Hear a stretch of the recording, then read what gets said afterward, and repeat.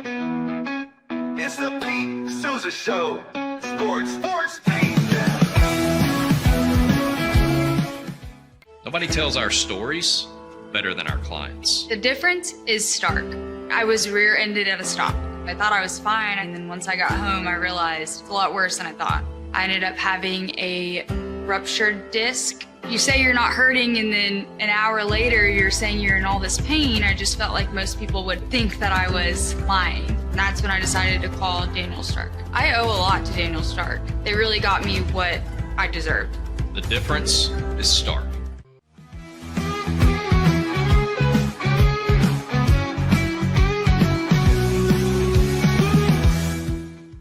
We definitely love our relationship and love Extraco. It's been an amazing experience. They made the PPP process easier. They were reaching out to me saying, what can I do to help you? That made a huge difference because my stress level, when we shut down, to afterwards was night and day. Our experience with Extraco has been phenomenal since the very beginning, so we love Extraco.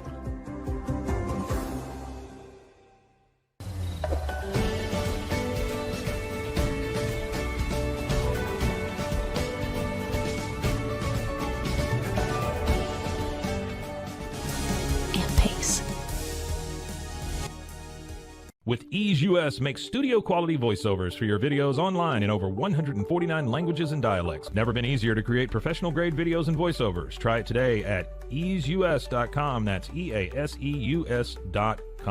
Ease US. Hi, I'm Mitch, the co-founder of Cake, a sexual health and wellness company designed for today and designed for you. Yes, you. The entire product line can be found at hellocake.com, and it's also available in every Walmart near you.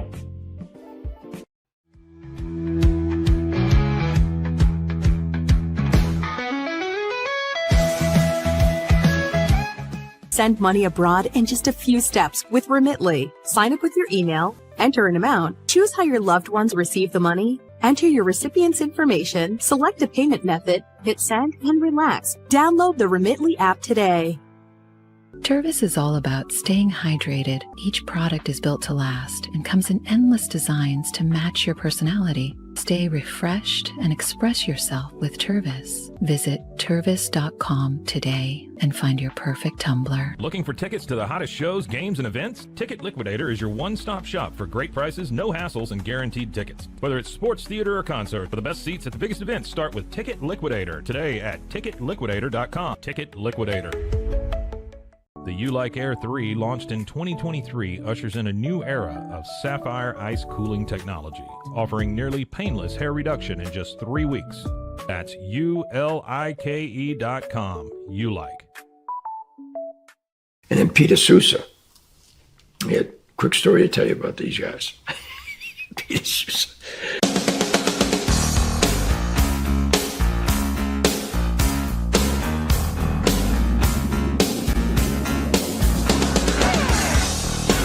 Live from high atop Central Texas, it's the Pete Sousa Show, presented by the Rogue Media Network.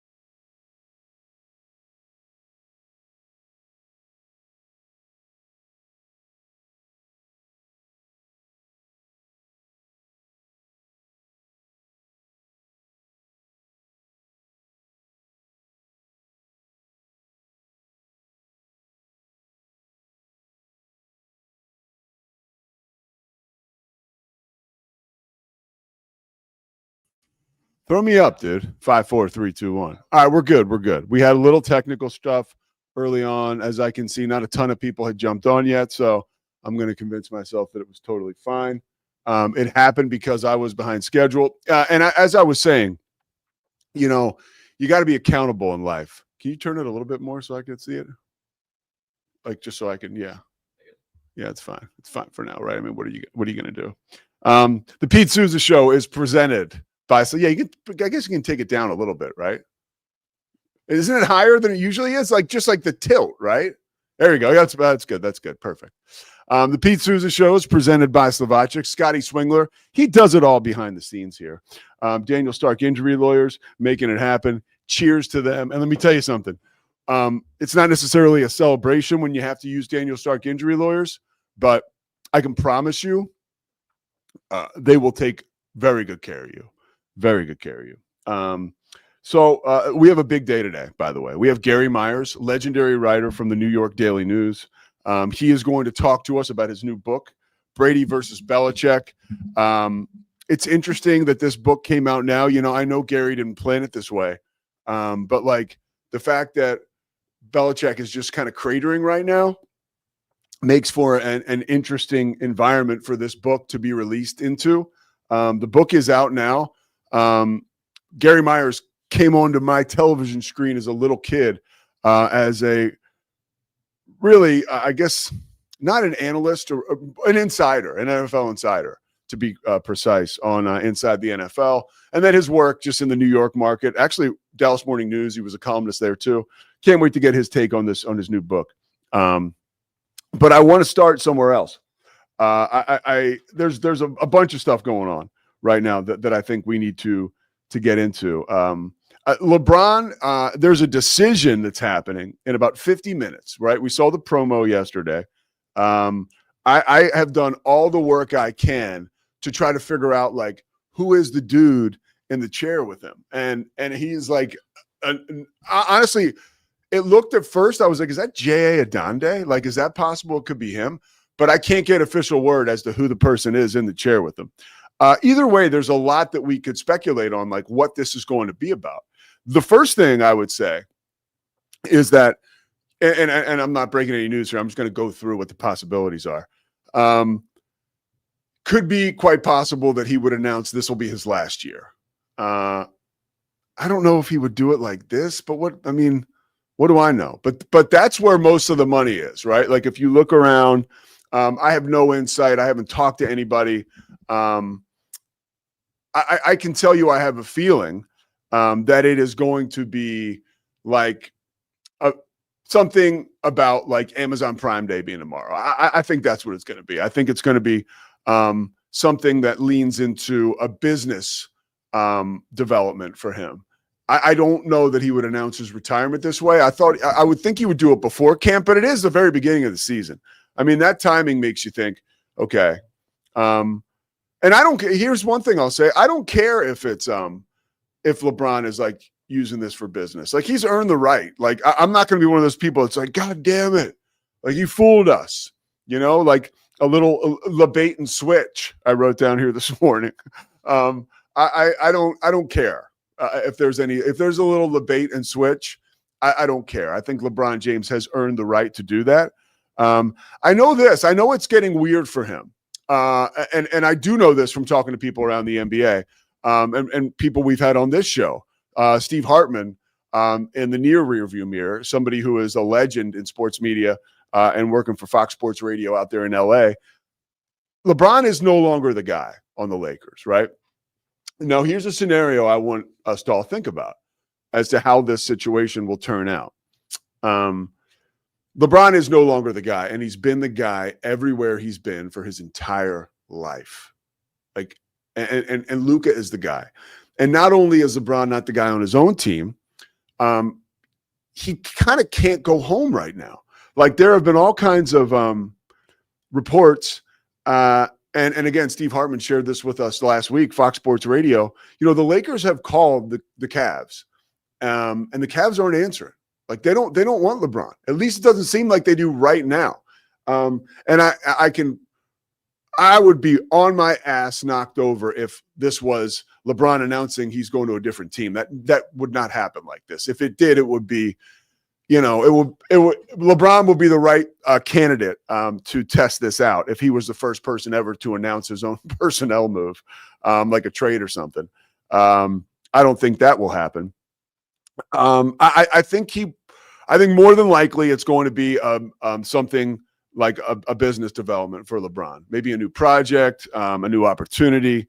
But it's something I'm super interested in, and we'll have the reaction on this show. We're going to talk to Gary Myers at 10:40 Central Time about the Brady and Belichick book. And then, after that, we'll tell you what's going on, or we'll react to what happened.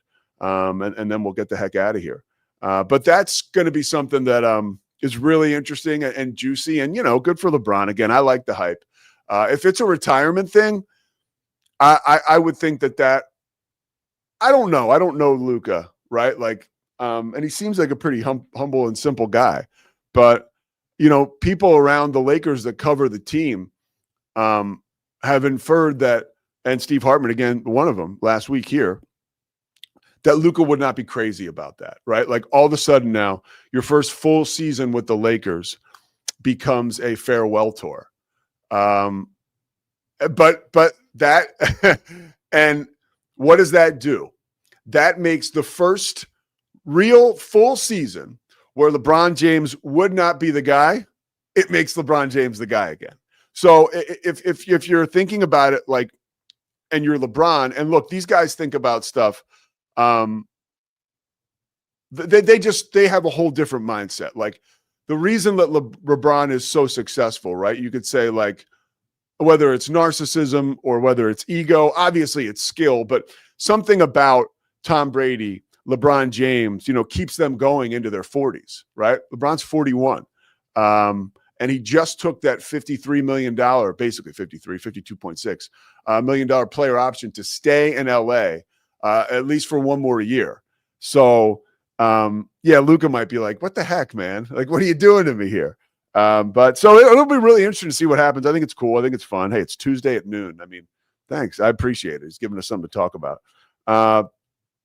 Okay. I wanted to get into some coaching stuff too, on the NFL level and on the college level. I want to start with James Franklin a little bit, and even Sark. I saw Sark this morning, his comments from yesterday, right? I think in college football, these coaches are starting to, they're absolutely flummoxed. Okay. And here's what I mean. Back in the day, there would be a scandal or something will go wrong or a player would screw up, right? And let's keep it X's and O's. A player would just screw up. Maybe he'd be X's and O's enough that we'll say this. Maybe he's late for a meeting on game day, or maybe he misses curfew the night before game day. So he's going to play, but he can't play all the way. And you really can't tell the media exactly what happened because you don't want to let them inside your team like that. Or a guy just blows a few coverages and plays like crap because he wasn't prepared. And and this steps into the new arena we're in now, if you're James Franklin or if you're Sark, they didn't play well because they don't give a shit. Right? More than ever now. Okay. The vested interest by players into their program, is not as powerful and as strong, right, as it used to be. So, and I can tell you, nobody has told me anything. I'm not sharing with you anything I'm not supposed to be sharing, but we have the opportunity when we call college football games to meet with these coaches before games, basketball and football. Okay. And I've heard a lot of stuff. And a lot of look, the coaches understand that they're being paid so much money that this is now part of their job description. And some have done a much better job of reckoning with it than others have. And I think we're going to start to see more of what James Franklin said. And the reason the Franklin thing got put on my radar, keeping it 100, right, as they say, is that McShay called him on the carpet. And McShay was saying, this is I was actually like scrolling through. I saw Todd. I stopped and I was reading it because my sound was off. But basically, Todd was like, he totally put this loss on the players post game, like after the game at UCLA.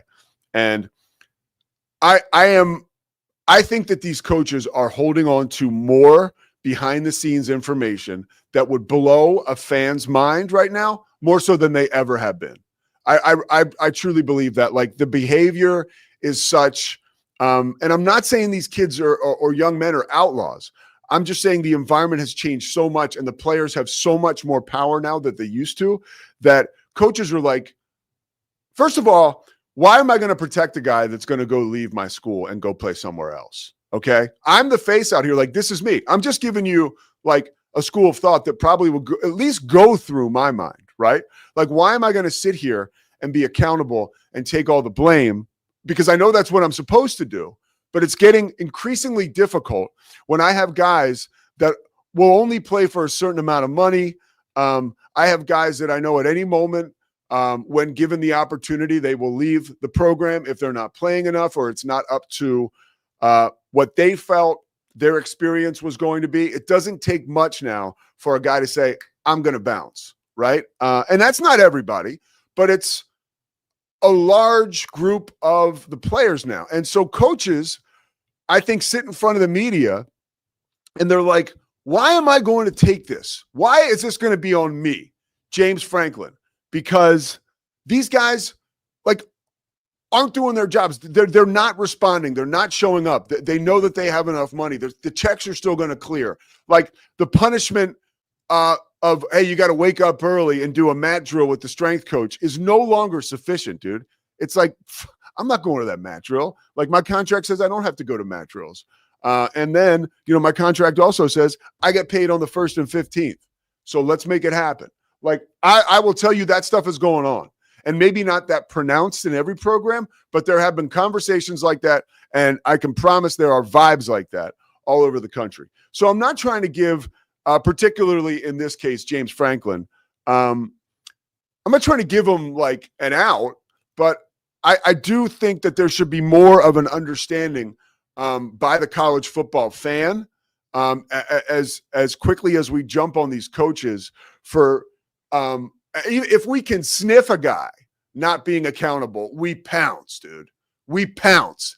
And I think that this is just a different day and age more often that I believe these coaches are looking around. Some of them looking around and talking to one another, being like, what? And honestly, I don't even think I'm doing the best job of describing it because I can't, because some of the stuff that I've heard is like, I'm just not supposed to share it. And that's kind of the way it is. But I'll let you know, like, it's kind of crazy. Like, it's kind of crazy.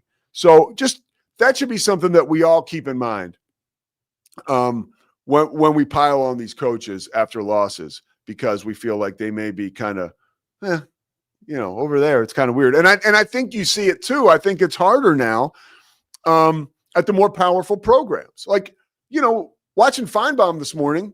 Oh, back on ESPN, by the way, which is like, that whole thing was wild. But watching Feinbaum this morning, he made a pretty good point where he said, Texas is a team that could make the college football playoff with 3 losses. Like, they're one of the only teams in the country that could pull that off. They already have 2. And the pressure that Steve Sarkisian and any coach at a huge school like that is under, but the high profile athletes you are working with that command, the most dollars of college athletes, men's football, men's basketball, folks, like, surprise, surprise, that's who's commanding the most money. And it's not going to change. But with that money and with those, high profile, big ticket items that we see these players as, and now they see themselves as it. Remember, Chris, this is so important to remember. Chris Webber with, who's trying to rub 2 nickels together in his pocket when he's at Michigan at certain points, and maybe that's exaggerated, but the Fab Five book by Mitch album was amazing, and I'm kind of pulling it from there. So this is sourced. Chris Webber is looking at jerseys with his name on it in the Michigan bookstore selling for $100 a pop in 1990, and this guy doesn't have enough money for a pizza. Like, that was a huge kick in the nuts for those guys. And with that school of thought or mindset. I mean, it didn't come always with a yes sir, no sir. So like in Weber's case, a Steve Fisher, but it certainly came with, I know where I stand in this whole chain of command, right? And in this whole power structure. Now it's totally different. And guys are going for theirs. And in going for theirs, they're doing stuff that players have never done before. So that is something I think we all need to keep in mind when we climb on these coaches. I mean, even when we climb on their, I know, I'm not trying to give coaches excuses. I'm just talking about how much different it is, right? It is so much different today. So even like from the X's and O's situation, like you're just not able to coach these guys up like you used to be. But it's the climate, right? And you've got to adjust or you got to beat it. I mean, that's the truth at the end of the day. But I do think I'm a little more empathetic to some of these coaches when they stand out there with all their, and again, it's all relative, right? Like, yeah, James Franklin's buyout at Penn State is like $38 million. Like, that's insanity. It's insane for me and Scotty and the guy working down the street at the CVS stocking the shelves that $36 million is what you're going to have to pay this punk James Franklin to beat it, right? In Happy Valley. But like, that's the world we live in. And again, it's supply and demand, right? Like that program commands that type of money. So that's what they pay the person who leads it, but it's still crazy. All right, we're going to take a quick break. I got a couple more points to make. We're going to tap into the NFL. And then we're going to talk to legendary writer Gary Myers about his new book coming out, Brady and Belichick. Stay with us.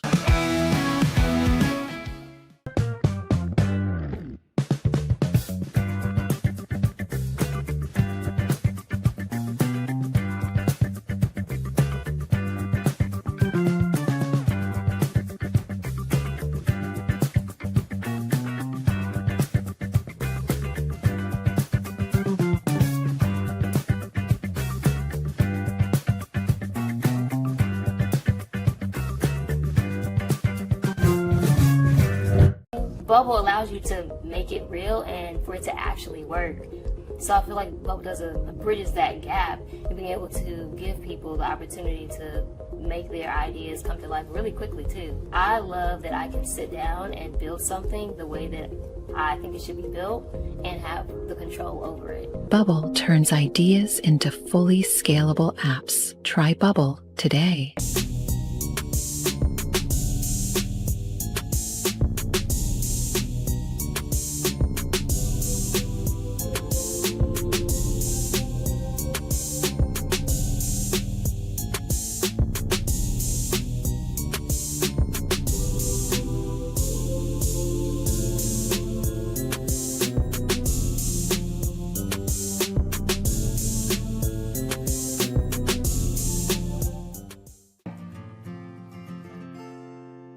Hi, I'm Jo from Face Theory. You're going to want to have a specific goal for your skincare routine. What do you want to achieve? Active ingredients are really strong, and if you're using too many at once, your skin can get overwhelmed. Don't overspend on products. Choose products that have scientific research behind them. At Face Theory, if you're not happy with a product, just say so, just give us a shout and we'll give you your money back, no problem.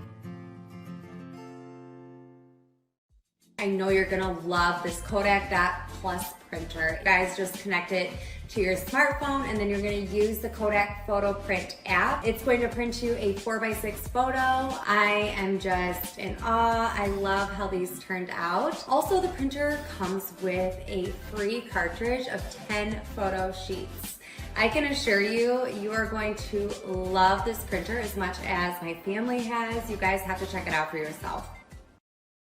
Streamline event and appointment booking with Amelia's sleek, modern, and fully customizable booking forms. Tailor the colors, fonts, and design to match your brand and seamlessly integrate with your WordPress website. Whether it's for events or appointments, Amelia makes booking simple, stylish, and perfectly aligned with your business. Enhance your booking experience today at WPAmelia.com. That's WPAMELIA.com. Amelia. When you learn a language with Babbel, you start a journey that takes you further and further. Anytime and anywhere you wish. It's easy and fun. Broadens your horizons and keeps your brain fit. A journey into new thoughts. new cultures, new adventures. So what are you waiting for? Start your journey with Babbel now. Go to babbel.com or download the app. BadCreditLoans.com is a pioneering service provider that has carved a reputation in the financial industry for its dedication to helping individuals with bad credit secure loans. By making timely repayments, borrowers can gradually repair their credit history, thereby increasing their chances of securing better loan terms in the future. BadCreditLoans.com serves as a beacon of hope for those with bad credit. Simple, fast, and reliable loan application process.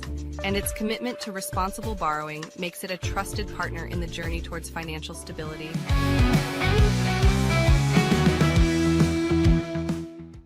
Well, welcome back. I'm pissed. I'm pissed at Scotty. I'm pissed at people who make odds for the Heisman Trophy. We have a bunch of stuff to get to before we get to Gary Myers in 12 minutes. So I guess we'll start with the hot topic first. LeBron James, he will live to play another day.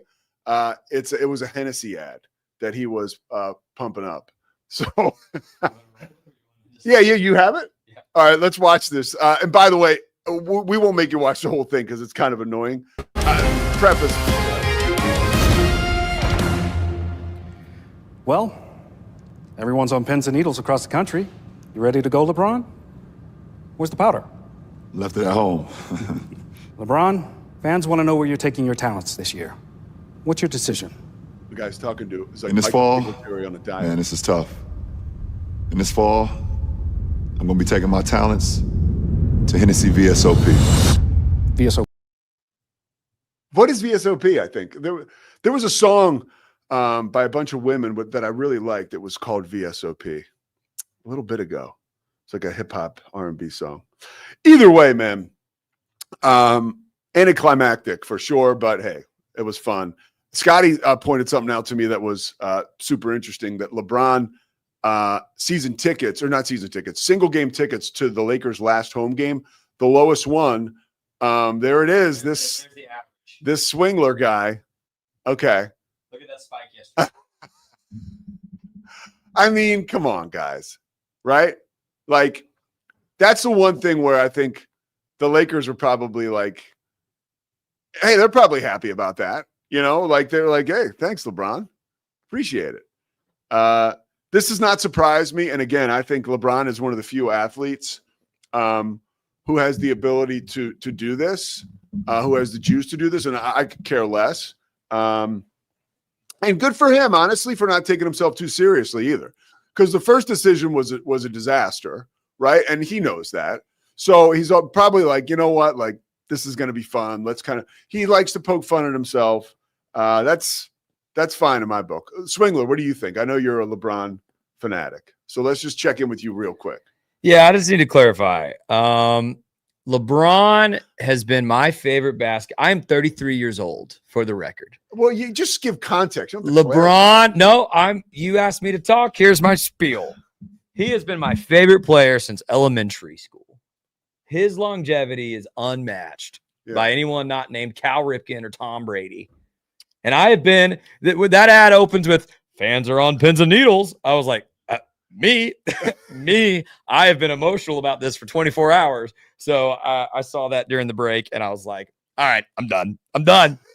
It might be his last year, by the way. It doesn't mean it's not, but I agree with you. The reason I've loved LeBron for a long time is he doesn't take himself very seriously. No, and he's always down for the bit, which good for him. Which is, by the way, like I was building it up, like that was I don't want to say a fork in the road or a crossroads or a turning point or anything like that, but that is a reminder that LeBron is into his 40s and maybe taking himself and his legacy a little differently, right?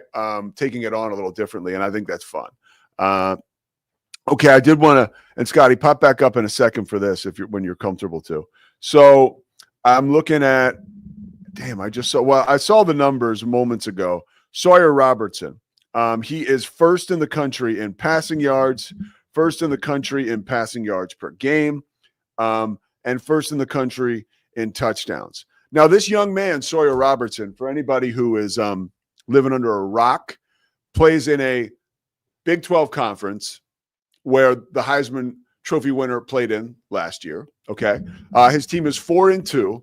His team has actually won 8 of their last 9 conference games. And he is a extremely handsome, like very, very faithful, right? Very friendly, very genuinely awesome young man.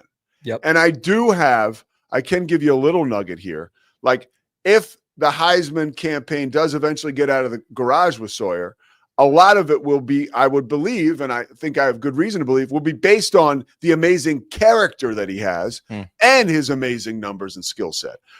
Quickly, Scotty, why in the hell, when I go on FanDuel or MGM or wherever the hell, yesterday it was like I was on WebMD looking for a doctor who would tell me what I wanted to hear, because I couldn't find Sawyer in the top 20 or 25 odds-wise of the entire Heisman class this year, or pool. Like, he's not even one of the top 25 favorites to win it. That's complete horseshit, in my opinion. And I don't like to swear on this show. No, it's not. Yeah. Listen, I, as the fan, would love nothing more than for Sawyer to win it. I agree with everything you said about his character and his likability. I think he's going to compete to be a first-round draft pick. Like, I love Sawyer. Bottom line is, Vegas is telling you what we all know, Pete. What? Baylor's not going to win enough games for Sawyer to compete for this award. RG3 did it in a season in which Baylor won 10 games. Baylor has already dropped 2 games. One they certainly shouldn't have lost, and almost dropped another game to a bad Kansas State team this past weekend. I love Sawyer Robertson. I don't know if this Baylor team wins more than 7 or 8 games. And Scotty, we don't have enough time. So Sawyer is not going to win the Heisman for the same reason Colt Brennan didn't win the Heisman, because these voters don't just look at how you're stuffing the stat sheet. They're going to look at how your team succeeds and who your team is getting those wins against. Pete, who is Baylor's marquee win? Because SMU is not that good. We've learned by now, SMU is not that good. Who has Baylor beaten that has impressed anybody? Nobody. Now, could they go beat TCU in Cincinnati and maybe he ticks up in those odds? Yes, but they haven't yet. All right. So he's not. So right now, he's not. Let me ask you this. Can he put himself in a situation where he is flirting with, being invited to New York City? Yeah, Baylor has to make the conference title game. Which they can do. Which they could do. But I think Vegas is telling you they won't, because Baylor will not be favored in all of their games coming up. But Vegas knows that. So that goes into these odds. And furthermore, I would like to believe, Pete, that a Big 12 quarterback has the same odds of winning the Heisman as anyone else in the country, including from these bigger conferences. I agree. I don't believe that is the case anymore. Most of the Big 12 quarterbacks who have won it traditionally, RG3 being a tremendous exception, were Oklahoma quarterbacks that were putting up crazy numbers, right? And Oklahoma's no longer in your conference. The national perception of the Big 12 is that it's a second-rate conference behind the SEC and the Big 10. The voters consider that. And I'll do credit to Travis Hunter winning it last year. He's a unicorn. He was playing both ways and a top 10 player both ways. I mean, top 1 receiver, if you look at the Biletnikoff Award, and a top 10 cornerback in the country. We will never see that again. So Carson Beck is the favorite right now, by the way. So he's in the and ACC. Miami, unlike Baylor, is the number 2 team in the nation, and a lot of people's favorite, including our boy David Pollack, who came on last week, to win the national championship. That is I know he's in the ACC, but that's a remarkably different scenario than Baylor being 4-2 with no signature wins. I think this is exactly how Sawyer Robertson will succeed. I think it's great that he's not ranked like an odds-on favorite or even in the conversation. Baylor is 4-2, still very much in the conversation to make the Big 12 title game. Obviously, they'll have to win some big games, which will answer a lot of the questions that people have about this kid, right? Okay, but if you were going to favor, like, who's the favorite to make the title game right now? Baylor would be like 5th. It doesn't matter. 6th? The games haven't been played. Okay, I'm just asking. Like that, You're asking why Vegas is putting him there. Yeah, that's why. Because if Vegas doesn't think Baylor's going to make that game, Vegas think it's going to be Tech. Vegas probably thinks it's going to be Iowa State before Baylor, Utah maybe before Baylor, BYU before Baylor, Cincinnati right now before Baylor. Vegas might have TCU there before Baylor right now. So there's still a lot. We're only halfway through the season, Pete. There's a lot to overcome. And the perception that Baylor has put on tape, Baylor has done this to themselves, is that they can't make it. We're missing the big point, dude. Like, he leads the country in passing touchdowns, right? He leads the country correct in passing yards per game. He leads the country in overall passing yards. But as I pointed out, Baylor had one of the hardest non-conference schedules in the country. But and I don't know that that's true anymore, given SMU's trajectory, and Auburn's trajectory, frankly, in the last 2 weeks. And as I've pointed out to you, I think last week, I love that Sawyer is stuffing the stat sheet and getting attention from NFL scouts because I want the man to be successful. Yeah. But he was the #1 returning quarterback in QBR, and he's right now, I think, 21 or 22 in the nation in QBR, which does tell you something. He's not as effective. He hasn't been as efficient. He has thrown some bad interceptions, and that doesn't take him out of a Heisman race. But he has not looked like the lights out best quarterback in the college football just because he's thrown the most touchdowns. I don't know that he's better than Ty Simpson right now, or Fernando Mendoza, or Carson Beck, or there's a lot of good players in the country. I know, but I think he should be.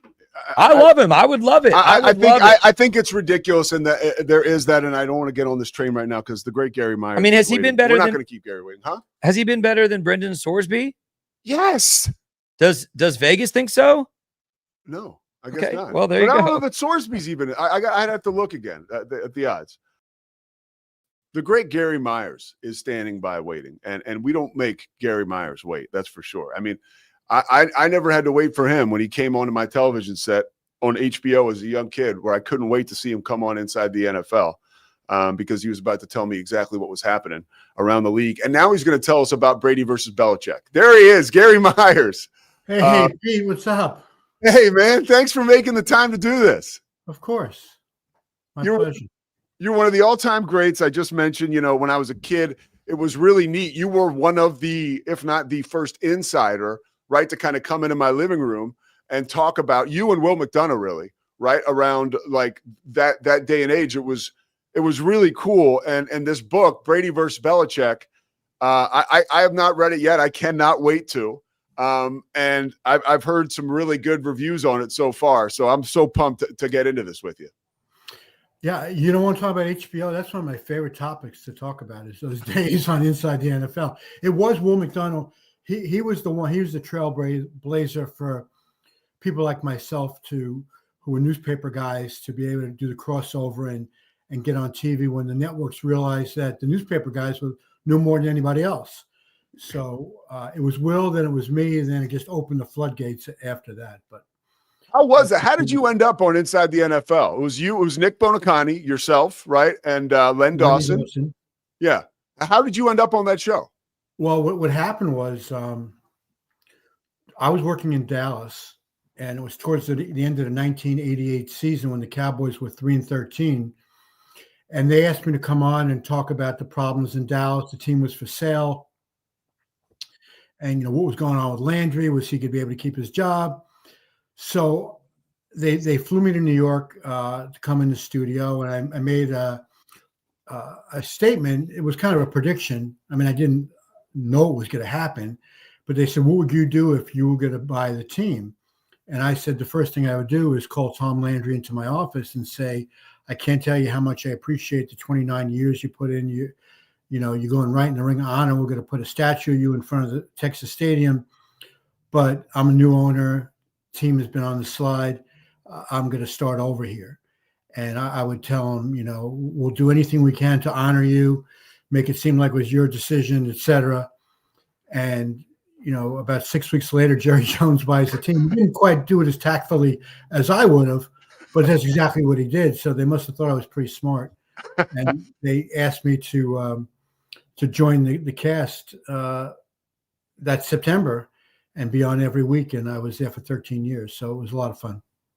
And you, part of your coverage around the NFL, you made your bones in New York for a lot of it, covering the Giants as a columnist for the Daily News. So that leads me to my first question around this book. You're uniquely qualified to talk about both of these people because of the book you did about Manning and Brady. And now you've covered Belichick for, we're talking almost 40 years, probably. Right. What was his role? How instrumental was he to the Giants winning those 2 Super Bowls? Well, it was early on. a year or so after Parcells was named the head coach in '83 that he realized that Belichick was something special. When he became defensive coordinator in '81, he had gone to Ray Perkins, who was then the Giants head coach, and asked if he can borrow Belichick a little bit to help out on defense. Bill was working with special teams, and their office, or I think it was just desks at that point, were right next to each other. Maybe they had one office for the two of them. That's what it was. And so they got to know each other really well, which led to Bill asking Perkins, can I use him more than, just for special teams that you're using them? And I'm trying to remember, I have it in my Once a Giant book, what year Bill became the defensive coordinator of the Giants, but he was extremely instrumental because Parcells really gave him complete autonomy over the defense. Even though Parcells himself was the defensive coach, he would give Belichick suggestions every now and then, but it was mainly Belichick, and the players realized how smart he was. Yeah, and I think that's important information as we move into the Brady Belichick topic, because sometimes I don't know that people have the full body of work, right? That like the coaching genius that Bill Belichick was before, he ended up with Tom Brady. In your reporting, did you find that it was kind of respect or resentment that was the stronger force driving the relationship between Belichick and Brady? That's a great question. And the way I would answer that is that it evolved. It started off as complete respect that Brady had for Belichick and gratitude as well, because, he drafted him in the 6th round, even though he wasn't the one who was pushing for it. It was Dick Rabine, who was the quarterback coach. But Belichick is the one who was in charge of the draft. And then he made the decision to keep Brady as a 4th-string quarterback. Now, a lot of that was driven by finances because the Patriots were in a horrible salary cap situation, and a 6th-round quarterback on his rookie deal was cheap labor. So, and he saw enough of him in training camp that summer that he wanted to keep him around. And then, of course, it was, Belichick made the decision that after Drew Bledsoe was ready to play again 2 months after he was seriously hurt, early in the second game of the 0-1 season, he decided to stick with Brady, and it evolved from that point. But certainly at that juncture, Brady was extremely respectful of Belichick. And Belichick, I guess you would say it was respect. It grew over the years. At first, it was much more like, hey, kid, you do what I say. And then realizing that Tom was, a pretty bright guy who would see things that Belichick wouldn't necessarily see just because he was on the field. And it was a great relationship early on. And the dynasty, Pete, is really 2 separate dynasties broken up into 10-year periods where they won 3 Super Bowls in each of the 10 years. I think as we got to the second phase of it, it became somewhat resentment on the part of Brady that Belichick never would treat him any differently than he did as a rookie, which means that he picked on him a lot. Bill had a method to what he was doing because he knew if he can pick on a guy that won 3 Super Bowls and he wouldn't complain, then he can pick on anybody. But after about 10 or 12 years of that and 3 Super Bowls and 5 Super Bowl appearances, Brady began to resent that. And basically it was, hey, coach, go find somebody else. Hey, buddy, leave me alone. And I think that Belichick started to resent Brady because I think the general feeling at that point that it was a Brady-driven team, much more so than it was early on. Did Bill have the mindset that, because you mentioned it, that was a very unpopular move at the time when he decided to stick with Brady over Bledsoe? Well, not necessarily. Let me just interject here. Not necessarily. Sure. Belichick, Bledsoe, I've been doing this, all these interviews, all the Brady, Belichick, Bledsoe. Bledsoe definitely had his guys in the locker room because he had been there for 9 years already. But in talking to a lot of the players, they just wanted to win. And although they weren't undefeated with Brady, he had shown them something. He was getting rid of the ball faster than Bledsoe was. He wasn't throwing bad interceptions like Bledsoe had done. So when it came time to make the decision, it didn't split the team as you might think under different circumstances, because they had been 5-11 with Bledsoe the year before. They lost their opener against Cincinnati, and all of a sudden this kid comes in, and he has them in playoff contention, and Bledsoe's ready to take his job back, and Belichick says, no, I'm not doing that. And so it was probably the most important and certainly the biggest decision that Belichick ever made. But, with the benefit of the time, when we look back on it, maybe it wasn't so tough. Do you think that Belichick expected Tom to be grateful that he had anointed him the starter back then and had drafted him, and that maybe that's why he wasn't quick to allow him to sort of graduate right from that school of a guy he was always going to, because did he always pick on, like, I guess that was more Bill Belichick, but like, was there another player? I mean, Bill Parcells. See, now I'm doing it. Parcells picked on everybody. Yeah, he picked on everybody, right? But so did Belichick treat Brady like everybody else, or did he treat Willie McGinnis better than he treated Tom Brady? I think he treated Brady much more harsh than he treated a guy like McGinnis or some of the other upper echelon players on the Patriots, because there was more to pick on with Brady early on, because he was a young quarterback kind of just feeling his way. And then when he realized that Tom did appreciate being coached hard, and that never changed. He didn't mind being coached hard. He just minded when Belichick was making an example out of him. He'd throw 4 touchdowns and they'd win 35-7. And all Belichick would do in the meeting on Monday morning was talk about the one interception that he threw. And so I think that, Brady wound up resenting that. What was going on is that Belichick realized, because Brady wasn't publicly complaining to him or even privately complaining, that it set an example for the rest of the team so that nobody can complain. If Brady wasn't complaining, then had his, starting corner or running back, how do they complain if Brady's not? So, and Brady realized what Belichick was doing. It's just that he got tired of it. And Tom, like in my talks with Tom, he never said to me, well, why is he treating me like this? But, like to use your Willie McGinnis example, but he wasn't doing that to Willie, at least to the extent. I'm sure if Willie made a mistake, he was picking on him. Yeah. Brady was like the poster boy for taking it, and being allowing Belichick to coach him hard without complaining. But like I keep saying, after, winning 3 Super Bowls, and I think that it all changed really after the Seattle Super Bowl. Yeah. When they won that game and Brady had the great fourth quarter and Belichick got lucky not calling a timeout and Pete Carroll made the stupidest play call in the history of sports. I think at that point, Brady said, I've had enough, but Belichick just never changed. One more on what we were just talking about, and then I want to move forward with you into what you were just talking about. When you look at Brady as a person, as a competitor, as a man, did Belichick know how to push his buttons to make him that great? For example, like, was staying on him and ribbing him and making an example out of him after throwing those 4 touchdowns. Did he know something about Tom Brady that maybe we didn't or other coaches didn't?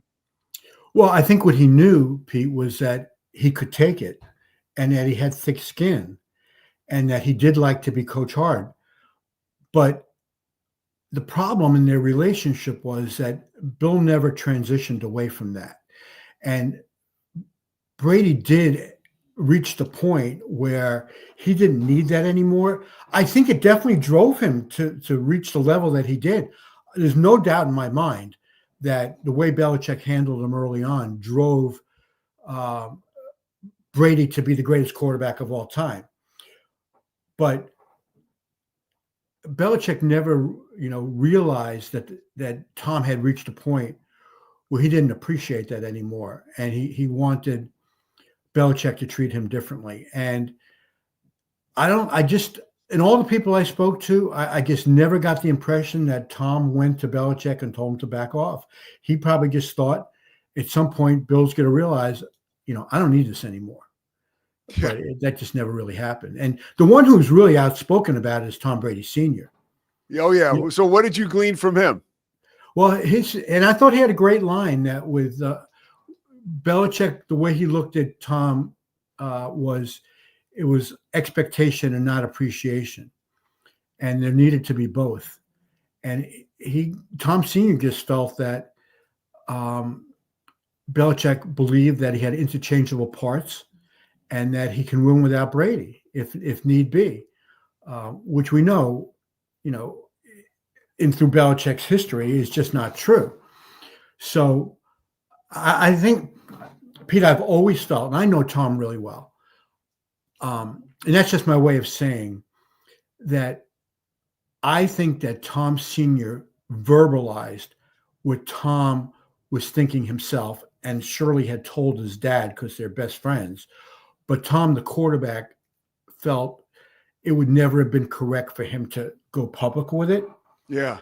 And his dad, his dad is great. I love his dad. Yeah. And he's a loose cannon, which is great, for me, and I just felt like Tom never said to his dad, other than when he went public and called Roger Goodell a liar, when his dad called him a liar, that Tom never went to his father and said, back off. There were times that he did that, but he never gave him a gag order. Yeah, I'm getting what you're saying here totally, and that's voicing his son's opinion and sentiments. That brings me to my next question. Yeah, you and all the coverage you did with this book, talking to all the people you did with the strong relationships you had inside the NFL.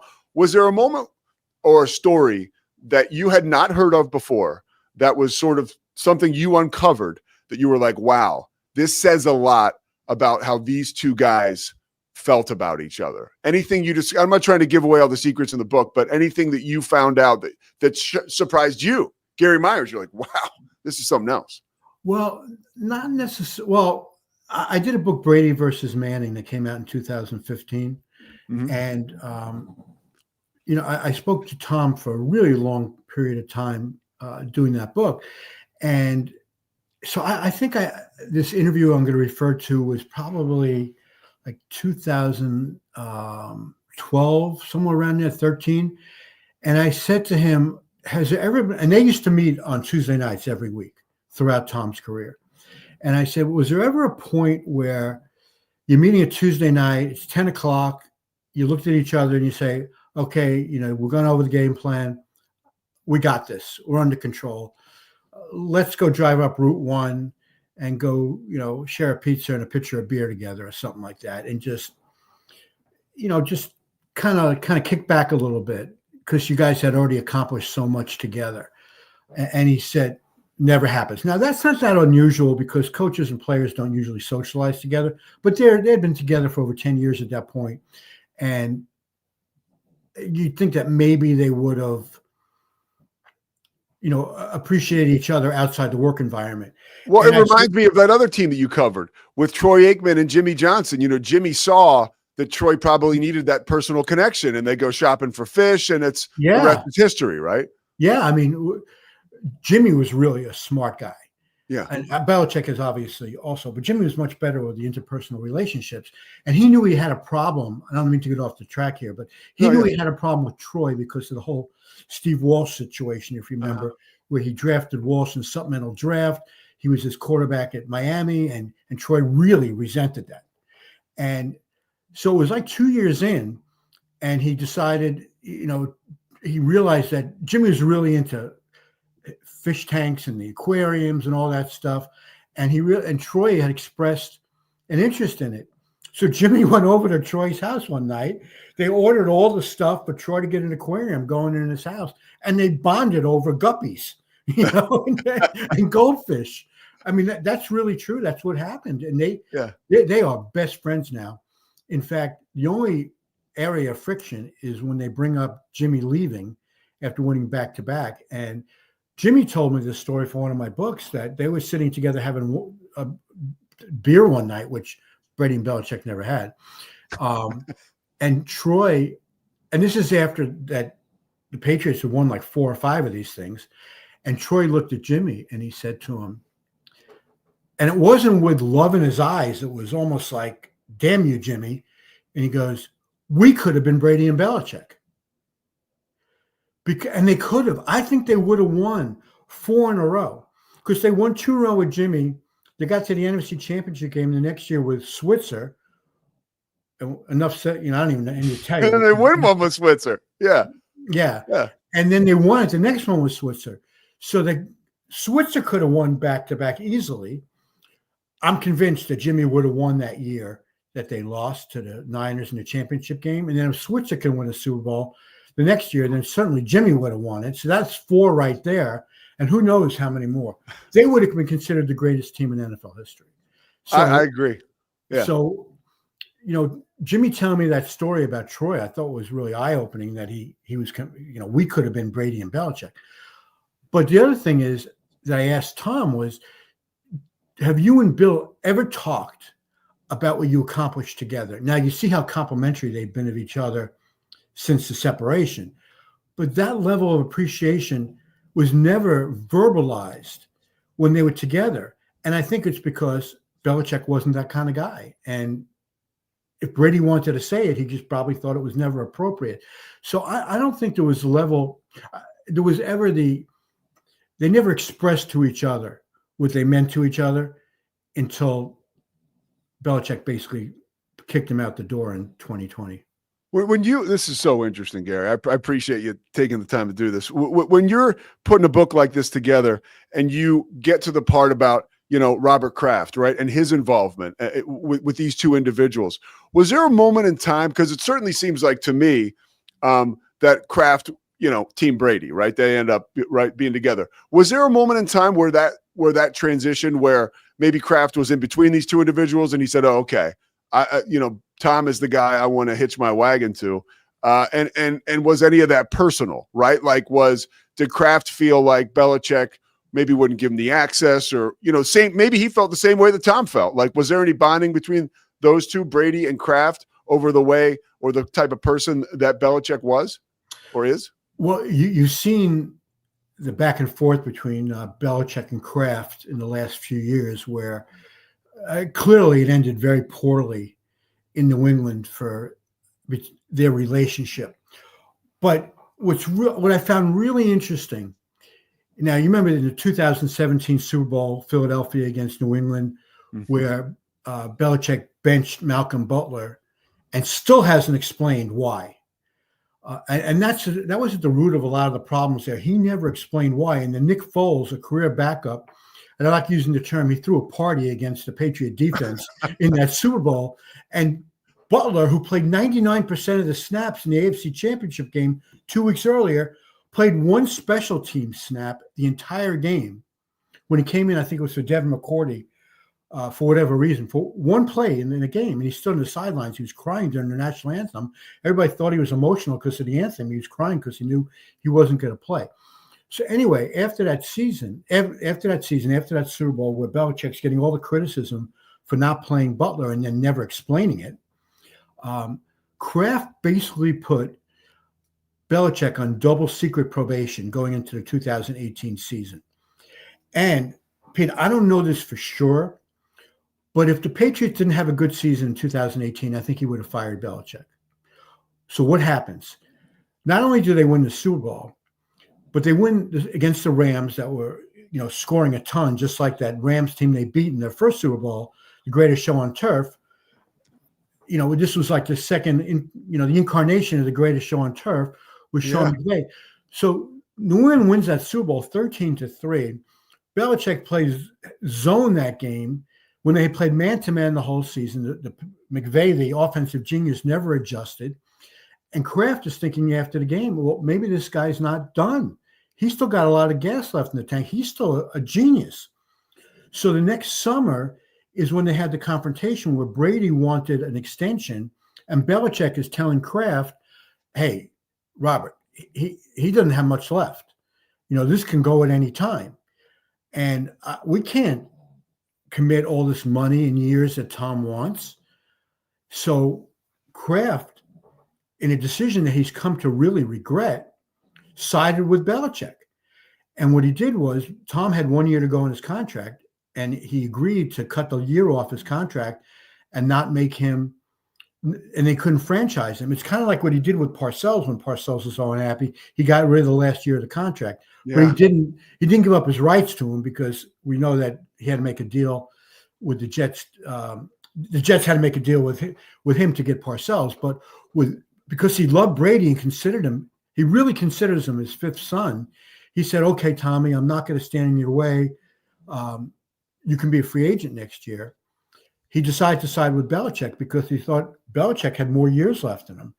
And then, of course, Brady goes in and wins the Super Bowl the first year in Tampa, and Kraft goes, "Hey, what did I do? I picked the wrong guy."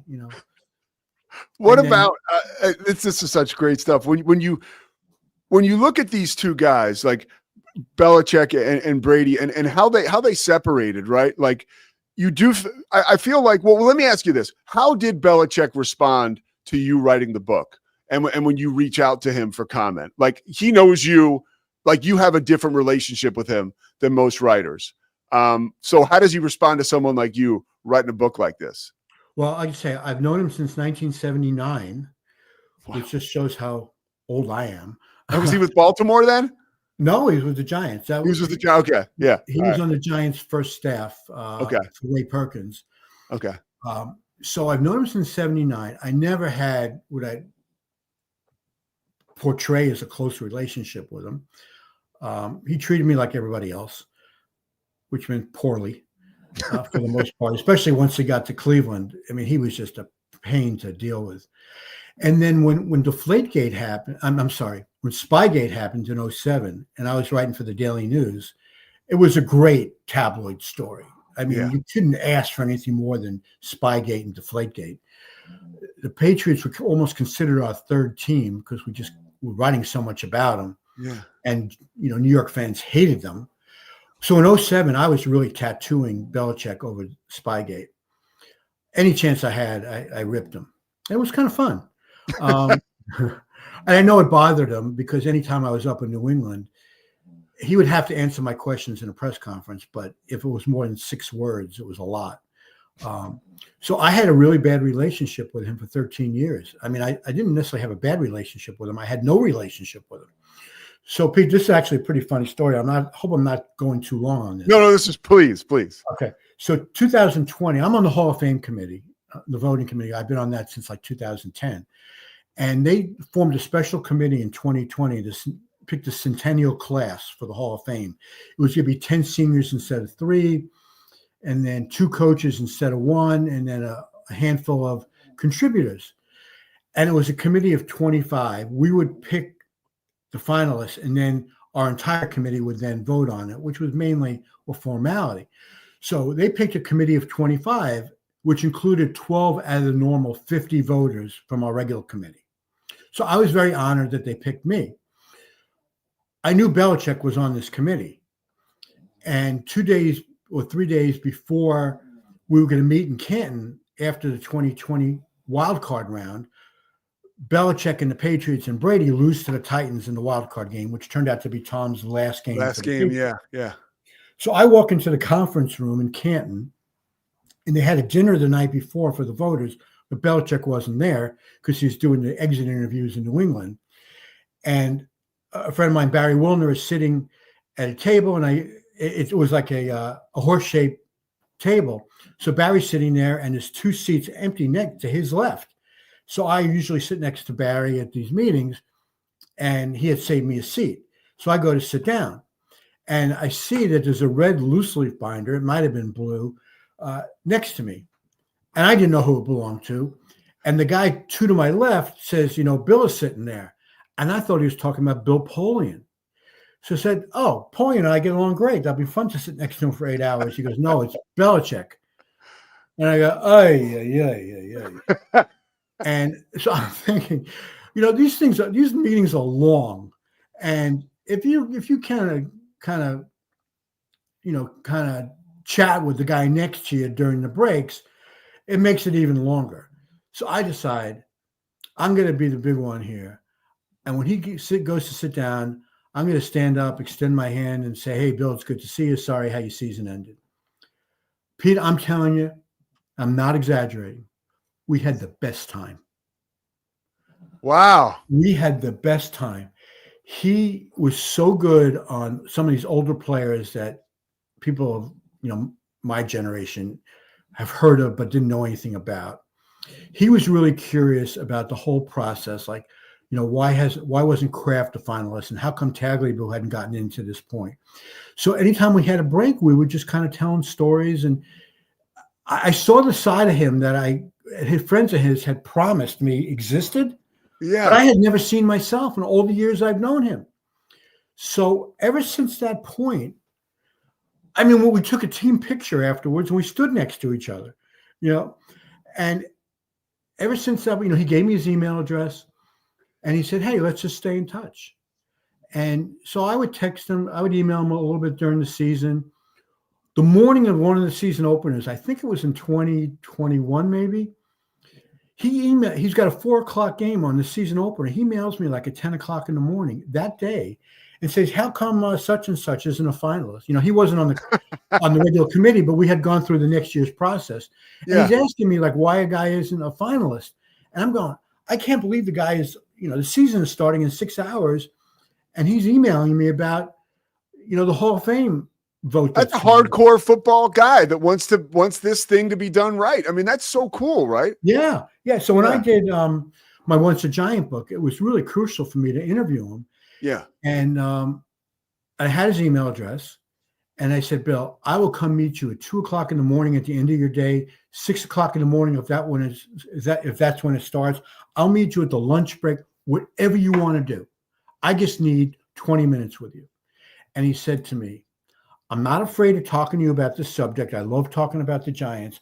He goes, but I promise you, I will be more helpful to you and give you better answers if we can do this on email. And I said, boy, I really like to do things face to face or on the phone if that's my only option. Email. I've never done an interview on email. He goes, you send me the questions and I promise you I'll answer every one of them. And I won't answer them in one sentence. So I said, fine. And I said, you don't have to give it to me next week. Your deadline is in 4 months. And so he sends it to me after about 3 months. And he goes, sorry for the delay. And he sent me about 2,000 words. Wow. Answering my 15 questions. This is all about the 86 Giants, right? The 86 in the 90s, right? Yeah. The only question he wouldn't answer was, Bill, whatever you think your best Patriot team has been over the last 20 some odd years, how do you think they would have stacked up against the 86 Giants? And I'm really just asking you in that question to compare eras. And he says, I have no idea. Now, of course, he had an answer to that, but he was still coaching the Patriots. And I would think the 07 team was his best team, even though they lost that Super Bowl to the Giants. That was the undefeated team, but he wouldn't answer it. So now I'm doing this book. Yeah, this is a little bit more of a hyperbolic topic, right? Yeah. And I'm thinking, there's no way. Bill, I'll meet you in Boston. I'll meet you in Nantucket. I'll meet you in Chapel Hill, wherever. He goes, can we do it like we did last time? Just send me questions. I said, boy, this is one, your name's in the title of this book. I really need to meet with you. And he goes, the only way I'll do this is by email. So I'm not going to say no. It's not how I wanted to do it. But I figured, what the heck? He was great with me on email. And Pete, he was terrific. And so that's how I interviewed him for this book. All right. So I got 2 more for you and they'll be quick. Okay, go. And I know I don't want you to give anything away, but I have from reading about the book, I've kind of come to understand that you believe, and correct me if I'm wrong, that Brady was probably more important to this union, right? Than Belichick. Can you give me a Cliff's Notes of why? Yeah, because I always think the great quarterback is more important than the great coach. And I don't take into consideration what happened after they separated, because I think that's irrelevant to the argument. It's really, the debate is who's responsible for what they did together. And I think people tend to have a recency bias if they're counting what happened after they split. Maybe that takes part of the equation, or they're counting the last 10 years that I think was really dominated by Brady. They're forgetting what happened at the beginning. So to me, it's not necessarily who do you give the credit to, because I think anybody would give it to Brady, the majority of the credit to Brady. I think that's the objective way of looking at it. But the issue really is, what percentage do you assign to each one in the overall 20 years? And that's where I think I take the strongest stand on who deserves the credit. It's not 80-10. That's disrespectful to Belichick, but it's not 50-50 and it's not 55-45. So it's more than that, but it's not a landslide without giving away the exact percentages. Okay, and here's the last one for you. And this isn't a fun one for me to ask or for you to have to answer, but is Bill Belichick right now on, October 7th, 2025, is he chipping away at that legacy of his? Is he dismantling that? I mean, from one of the best football coaches ever in the NFL to a pedestrian college coach as of right now. But what are your thoughts? Well, nothing he can do at North Carolina can impact his legacy from New England. That's in the books. I think we can probably agree on that. Yeah. But his legacy overall, which is more than New England, which is what happened before New England, which is what happened after Tom left New England, and certainly what's happening both professionally and personally for him now, I think that absolutely impacts his legacy. I think it's much too early to say he's going to be remembered as a pedestrian college coach. What is he, 5 games into it? 5 games into it. And that's my next question. Do you think he'll stick with it? I think he will, because he's very prideful and he's got a huge ego, and he's not going to walk away. If they win 4 games this year, he's not going to walk away and throw up in the white towel and say, I can't do this. I'm not saying he's going to ever compete for a playoff spot. Yeah. I follow college football, but mainly just Michigan because my son went there and I'm a huge Michigan fan. So I don't know enough about the ins and outs of the ACC and what the NIL money is and whether he's got enough to compete, where North Carolina is on that spectrum. But I will say this. He knows he's got to get himself a quarterback. He knows he's got to build a team around the quarterback. And I'm not going to say he's not going to be able to do that. I'm not willing to admit that. But nothing that's happened this year is helping him. And I mean, in terms of his getting blown out every time they play, a quality opponent, and what's happening in his personal life. I'm not going to stand judgment and say he's going out with a 24-year-old woman. To each his own. They're 2 consenting adults. Yeah. It's just, in my opinion, it's a bad look for him to be dating somebody who's young enough to be his granddaughter. I love when you go on Chris Russo, when you're on with Mad Dog, and he said it all for me once. He just said, little much. That's that's it.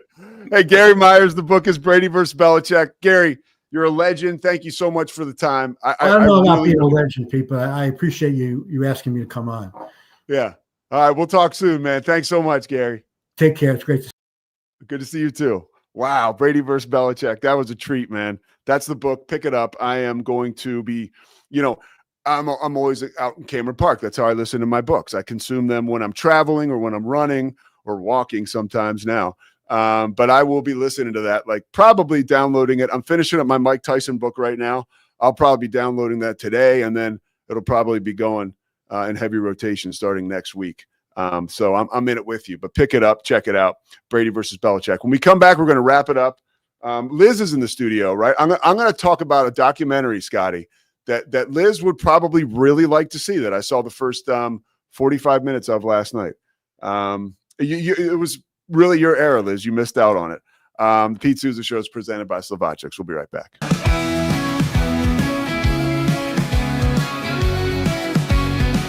It doesn't matter if your investment budget is small or big. All you need is Benzinga Pro and its powerful news alerts, price tracking, and portfolio monitoring. Subscribe now, and we'll skyrocket your portfolio today. Experience with the Bosley MD hair regrowth kit was amazing. It was easy to use. It let me take off my hat. I could go in public and have my picture taken and feel normal again. BosleyMD.com. Join us at golfpartnerusa.com and discover why we're the trusted choice for golf lovers worldwide. That's GOLFPARTNERUSA.com. Golf Partner. Experience the future of secure private cloud storage with Internix. Protect your files with end-to-end encryption, ensuring your data stays private and accessible only to you. That's INTERNXT.com today. Polo Neuro is a new kind of wearable. that helps your body recover from stress, that helps you calm down and feel better. You sleep better, and you can get back to being yourself. Learn more at apolloneuro.com. Protect your online privacy with NordVPN. Browse securely, access content from anywhere, and keep your data safe with military-grade encryption. NordVPN.com. That's NORDVPN.com. Our patented handles were launched in 2018. We continue to push the boundaries of strength training. Join us in making your training more natural and effective. Visit Engels90.com to learn more and revolutionize your workout. Dive into adventure with Scuba.com, your ultimate destination for top-tier scuba and snorkeling gear. Whether you're a beginner or a pro, trust Scuba.com for the best in diving equipment and expert guidance. Explore now at Scuba.com. That's SCUBA.com. Scuba.com. At Fullwell, we bring together the expertise of registered dietitians, MDs, and OBGYNs to give you the best fertility support. Fullwell, your trusted partner on your fertility journey. Visit us at FullwellFertility.com. Experience the perfect blend of exquisite craftsmanship and life-changing technology with Gevi. Every product is built with precision, featuring specialized parts that ensure durability, efficiency, and safety. Upgrade your everyday with Gevi. Visit us at GEVI.com to discover more. It's the Pete Sousa Show. With San, owning iconic furniture no longer requires paying a premium. With over 15,000 satisfied customers worldwide, we've proven that high-quality furniture doesn't have to come with a high price tag. Explore our collection today at san.com. At Covers & All, we've revolutionized protective solutions with cutting-edge, customizable covers, tarps, and curtains. We deliver premier protection at affordable prices and express shipping. Visit coversandall.com today for the perfect fit, guaranteed to last. Relax with Hemp Delicious. Organically grown hemp, massively blended with delicious organic herbs, responsibly sourced for their holistic benefits. Each sip offers calming, antioxidant-rich wellness. Brewed just for you. Sip the calm with Hemp Delicious. At Open Goal USA, we're revolutionizing. Football is back, and Underdog is the best place to make picks and win money all season long. Playing on Underdog is easy. Just pick whether your favorite players will go higher or lower on stats like touchdowns, receiving yards, interceptions, and more. Get your picks right and you can win up to 5,000 times your cash. You can play with as little as $1. Download the app today and sign up with promo code SOUSA to score $50 in bonus funds when you play your first $5. That's promo code SOUSA. That's SOUSA. Millions of fans have already won billions making picks on Underdog. Will you be next? Underdog. Make picks. Win money. Must be 18 plus, 19 plus in Alabama and Nebraska, 19 plus in Colorado for some games, 21 plus in Arizona, Massachusetts, and Virginia, and present in a state where Underdog Fantasy operates. Terms apply. See assets.underdogfantasy.com/web/play-and-get-terms_DFS_HTML for details. Offer not valid in Maryland, Michigan, Ohio, and Pennsylvania. Concerned with your play? Call 1-800-GAMBLER or visit www.ncpgambling.org. In New York, call the 24/7 HOPE line at 1-877-8-HOPE-NY or text HOPE-NY. That's 467-369. Yeah, we're back on the Pete Sousa Show. Underdog's great. I didn't win money last night. It's okay. I thought you won. I was watching Lozado, the Phillies pitcher. Didn't get his strikeout count, and Patrick Mahomes only threw one touchdown last night, which was surprising in a game that high energy. That game was bananas, by the way. It felt like a college game. The Trevor Lawrence touchdown at the end was crazy. Travis Hunter had an amazing catch. Dude, yeah. Posted that catch. I was thinking, let me ask you this real quick, Scotty, because I know you're a little younger, but you got some real football history in your bones. Is Monday night still a place, an environment, a stage where a career, a player, a team can kind of pop off, right? And just like you know what I mean? Like that big stage, right? Yeah, I think so too. I still think it is one of the most valuable stages in all sports. Yeah, like Devin Lloyd last night, like that pick six, like it's a contract year. And a lot of people don't know who Devin Lloyd is going into last night. And now they do. Yeah. And by the way, let's take a shit on some of those ratings. He was a 3-star, by the way. So just so you know, they don't mean jack. Not much. Anyway, all right, go. Great. Yeah. I will have my college football picks for the weekend tomorrow. Okay. No Baylor game this week, so I have to do a little more research than I normally do for the Saturday picks, but I'll let you know tomorrow. Okay. All right. Last thing. So Liz, our friend, who is like all about women empowerment, would have loved the Lilith Fair Festival, which against my better judgment, I watched it. I shouldn't say that. It was my good judgment. I watched it because I love Sarah McLachlan. I love Jewel. I love Tracy Chapman. Those are just a few of the artists, like Suzanne Vega, like kick ass, like women musicians. I had forgotten Sheryl Crow. They all did this tour together for 97, 98, 99. And the first like 45 minutes of the doc were awesome. I was just tired and I had to shut it down. But I was like, it was a movement, dude. It was a total vibe. And it was all women. And Sarah McLachlan said the way it started was she was from Canada. She started to blow up like as an artist. And, you know, she was going on her own tours and traveling with her own people. And she's looking around. And she's like, they're all dudes. She's like, they were great dudes, but it was all dudes. And she said, like, I was like, I want to do something with all women. And people were like, you can't do it. And this is crazy. Now, this is 30 years ago, right? People were like, you cannot do it. Like, you can't promote a woman opening for a woman who's like featuring on top of the bill. Like, they would not do it. Promoters wouldn't do it. Record companies didn't want you selling your album that way. And these women were like, yeah, no, we're not doing that. And they went out and they did this tour and it like kicked ass. And, you know, a lot of the music was just so good around that time. Like it was, and if you think about it, there were a lot of, you know, of these artists in heavy rotation on radio stations, but it took something like this because you couldn't even play. Like if you had a female artist like Tracy Chapman, right? And you were playing her like in heavy rotation at your radio station, like you couldn't go and play Jewel or Sarah McLachlan like at the same time because you already kind of had that carved out. You know, like you couldn't have, even if they didn't sound the same, you couldn't have like females kind of rotating. And I will tell you, like, I am a great guy because I never even thought twice about this shit. I mean, I guess I'm a normal person, but like, I thought you could have give me all the Jewel. Like I could have cared less and then give me some of the male rock artists. Like I didn't even notice that was happening. I think there were like Lisa Loeb was another one. Like I just loved that music. And I think it was really good and thriving at that time. But I believe I got to experience all of it because of a show like this. And like Sarah McLachlan, I thought she was just saving dogs. Like, no, she's like opening the door to like this amazing musical experience we had. So yeah, Liz, you got to watch that. All right. And that'll do it for today. Tomorrow we are efforting Trent Green, thanks to the great Chris Visser, who put together the Gary Myers interview this morning. I talked to Visser this morning. I mean, I was just charged up after that. You're ready to run through a wall. Yeah, man, fired up about talking to Trent Green. We're going to have Jeff Pearlman on soon to talk about his Tupac book. A lot of really cool ideas lined up. You know, we'll get the big guests, but we also have some creative ones. Like yesterday, having Colleen Hawkins on was really cool. And that went over great. So we're doing great work. For Scotty Swingler, for Chris Visser, this is Pete Sousa bidding you farewell. The Pete Sousa Show is presented by Slovacics. And Scotty, let's remember tomorrow we're going to do a Who Needs Daniel Stark Injury Lawyers. And I think we know who that person is going to be. I think Scotty's got this person lined up. All right. We'll see you tomorrow. It's the Pete Sousa Show. Sports. We definitely love our relationship and love Extraco. It's been an amazing experience. They made the PPP process easier. They were reaching out to me saying, what can I do to help you?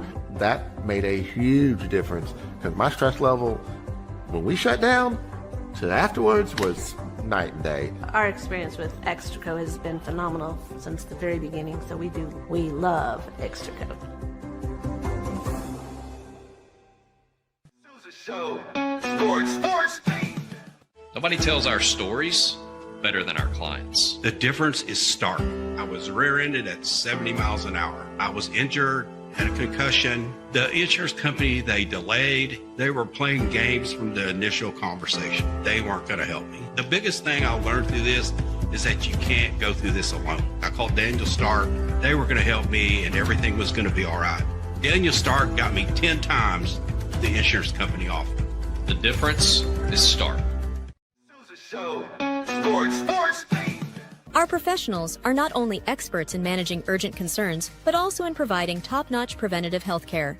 We're proud to connect pet owners to a vast network of licensed veterinary professionals, ready to address any immediate concerns. Book your first appointment today. Nalgene Outdoor has been your trusted companion, fueling adventures and helping protect the planet. We're committed to reducing waste, improving access to clean water, and providing simple, safe, and sustainable products for you and your family. NALGENE.com.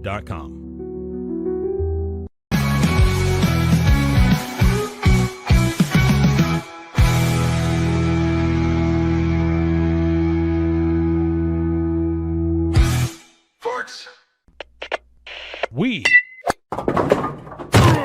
are Rogue Media Sports.